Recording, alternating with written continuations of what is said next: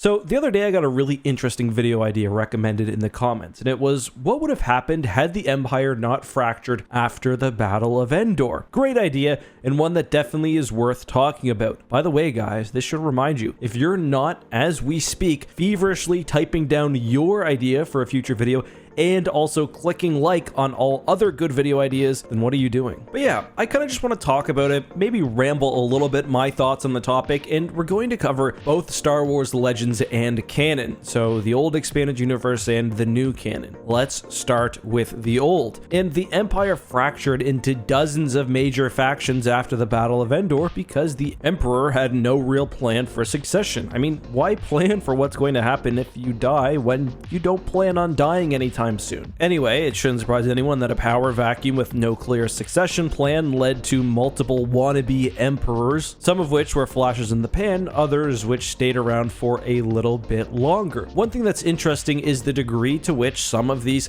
stuck with their imperial ideals or didn't. For example, Grand Admiral Thrawn was pragmatic, he deviated from traditional imperial tactics, but at least during the Thrawn trilogy, mostly acted as you would expect an imperial in his situation to act, i.e. he was expansionary, he believed it was the Empire's right to rule, he was taking planets. I think you get the idea. He was also holding himself out as an Imperial Grand Admiral. Others, like say Warlord Zinj for example, took a different approach. Although Warlord Zinj was an Imperial and he was basing his power largely off Imperial territory and assets, he wasn't really holding himself out as a traditional man of the Empire, and his new territory was something pretty much completely different. Others, like the Pentastar alignment, kept Imperial ideals but became largely isolationist. So the first very difficult, I'd say, part of this question is we have to figure out what the Empire would do if they didn't fracture. However, the Empire is set up that fracturing was pretty much, if not totally, inevitable. And it's not enough for me to just say the Imperial warlords aren't fighting each other, which is something that happened a lot in this era. I want them united under one banner. What's the most likely scenario for that? Well, I think there are a couple. First of all, although Thrawn is a military genius and did a good job of uniting the disparate Imperial assets when he returned, he didn't appear until much later after the Battle of Endor. And at that point, he pretty much did unite the Empire under his banners. Not totally, there were some in the deep core or some isolated Imperial groups that didn't support Thrawn, but largely they did. No, I think we have to look at an earlier candidate for the new head of the Empire, who the others will step into line and follow. And I believe the person, or at least governmental organ, with the most likely chance at actual succession, legal and moral, would be the Imperial Ruling Council. These were basically Palpatine's advisors and played a huge role in running the day-to-day aspects of the Empire. Unless we have a situation where, say, a blood relative of Palpatine emerges, and emerges early without any controversy, something like in the Jedi Prince series, then I think they're the most likely candidate for holding the Empire together. The most senior and most famous member of the Imperial Ruling Council was Sate Pestage, a name you've definitely heard if you're familiar with this era of Star Wars Legends. Now, what actually happened in the EU was Sate Pestage was turned on by the other members of the ruling council, and Izani Isard essentially took control of the formal aspects of the Empire on Coruscant. For the purposes of this video, we'll just assume that that didn't happen. Either way, what we see is essentially a formal continuation of the Empire on Coruscant. The Rebel Alliance is definitely in a different position, but in a way somewhat weaker. At this point, rebellions will be fermented across the galaxy, the New Republic will attempt to form, and the Alliance will be forced to abandon their stateless strategy given the fact that, well, they now have planets to attack.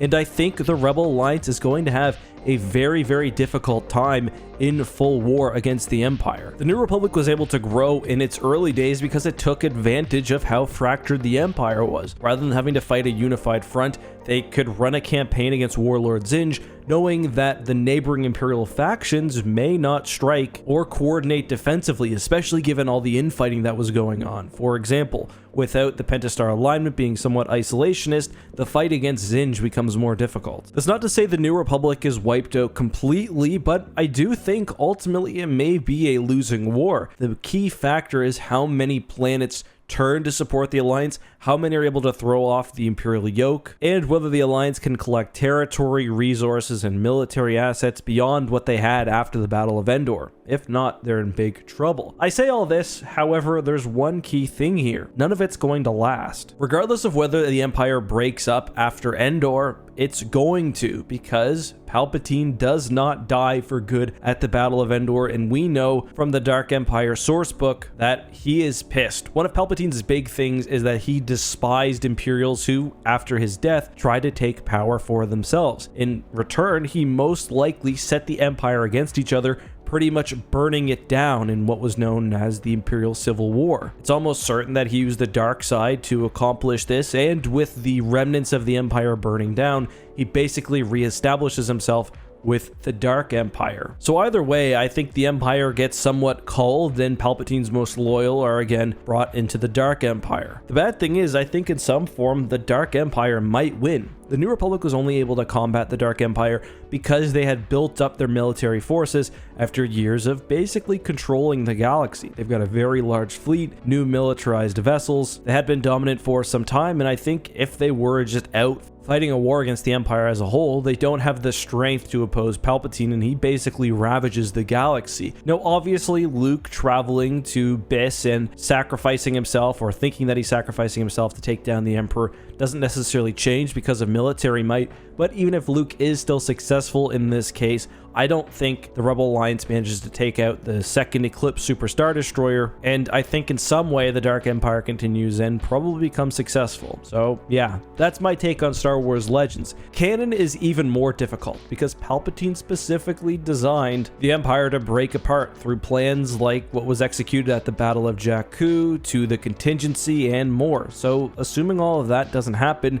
it seems like the analysis is pretty much the same as with Star Wars Legends. I don't think Sate Pestage assumes power. Most likely that role goes to Masamita, who in Aftermath we see is the one negotiating with the New Republic. I don't think in Star Wars canon he's portrayed as a particularly competent leader, or at least leadership is not what he expected to do. But again, the problem for the Rebels is that the military might just so heavily favors the Empire, and without this infighting, I don't see how they win a traditional war. And maybe the Empire is completely dominant until at some point Palpatine manages to grab people away, maybe start the First Order, maybe go straight to the Final Order. It's a pretty confusing situation because the fracturing is so crucial to Palpatine's plans. Those are just my thoughts though. Let me know what you think and more down below. I look forward to your guys' thoughts in this video. I hope you enjoyed this. It was a bit more rambly, but I like doing it. If you have any other ideas, let me know as well. Till next time, be safe, have a good one, and may the Force be with you.